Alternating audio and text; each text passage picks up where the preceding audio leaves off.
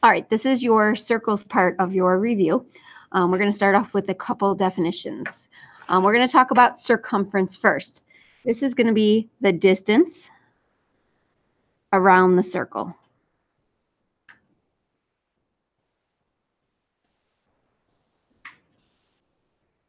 In other shapes, we call this the perimeter. There is a formula for this we're going to use, which is C equals pi d.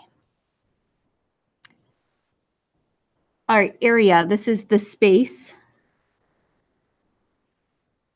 inside the circle.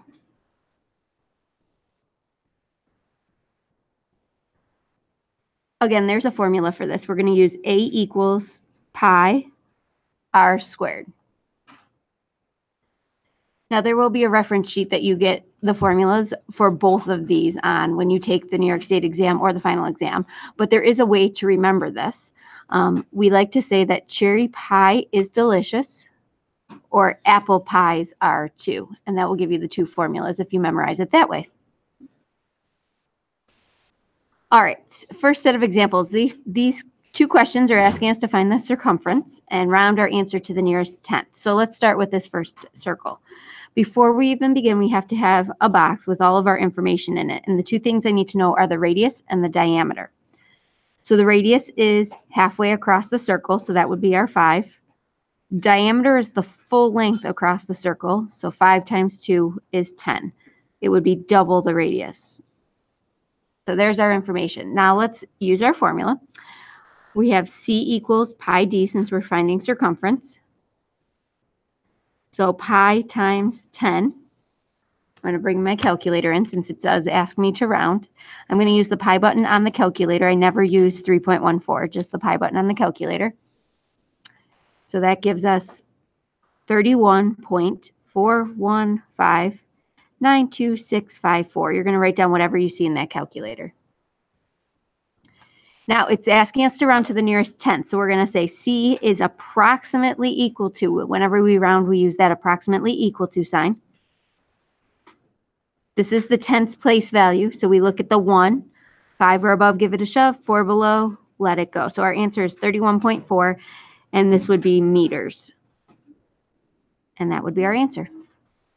Now, if it doesn't ask you to round, you're going to keep it in terms of pi. Remember when we did that, we had 10 pi as our answer. That would be an exact answer or in terms of pi.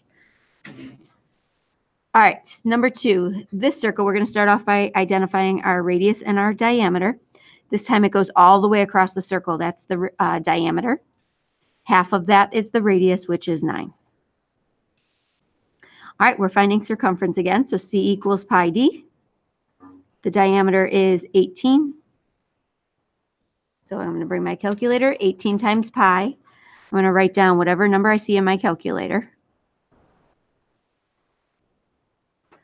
And now I'm going to round to the nearest tenth. 5 is in the tenths place value, so I look at the 4. I'm going to leave it as 56.5, and my units are inches. Please excuse this interruption. At this time, all students going on the Talent Club field trip, please report to the lobby and remember your lunch money. All right, if you're going on the Talent Club field trip, go ahead. All right, let's go to the next example. We're going to find area of the circle. Again, we're going to start with radius and diameter. So my radius is 6. My diameter is 12. This time I'm going to use my area formula. So area equals pi r squared. I'm going to replace my radius with 6. Now you're going to follow PEMDAS, so you're going to do the exponents first. 6 squared is 6 times 6, or 36. And we're going to take our calculator and we're going to multiply 36 times pi, which is 113.097335. Now it does say to round again, but this time it says to round to the nearest hundredth. So I'm going to put 113. The nearest hundredth, the 9 is in the hundredths place value, so the 7 tells us to go up. We can't go up anymore, so we use the tenths place value to go up. So our answer is 113.10. And that would be centimeters squared. Area is always squared. All right, so let's try that again. So this time they are giving us the diameter. Half of the diameter is the radius, which would be 2.5. So here's my box of information.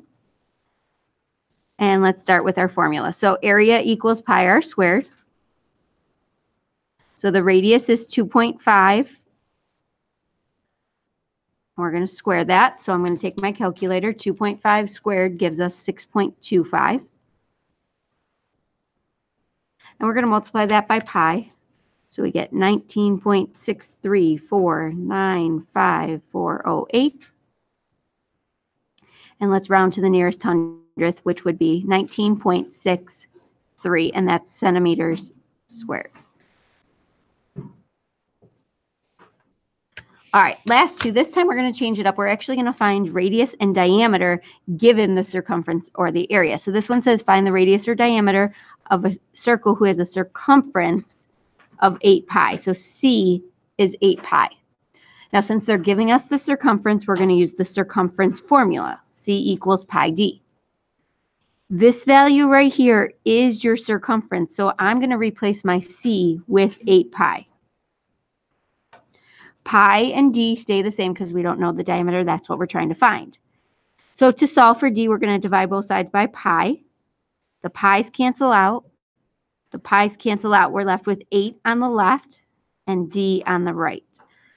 Now, we also want to find the radius, but if we know the diameter is 8, the radius is just half of that, which would be 4.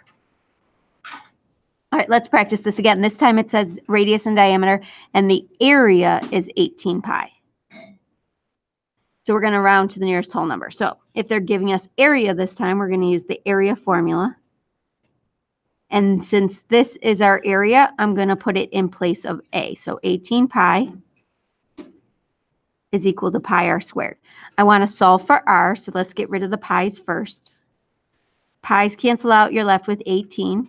Pi's cancel out, you're left with r squared.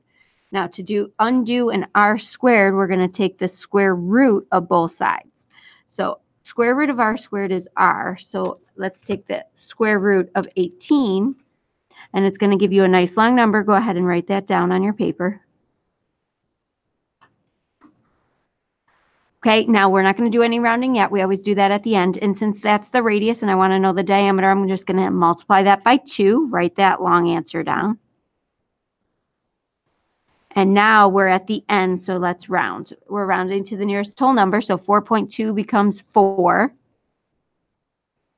and 8.4 becomes 8. So there's my radius and my diameter. All right, go ahead and practice that in the homework for circles.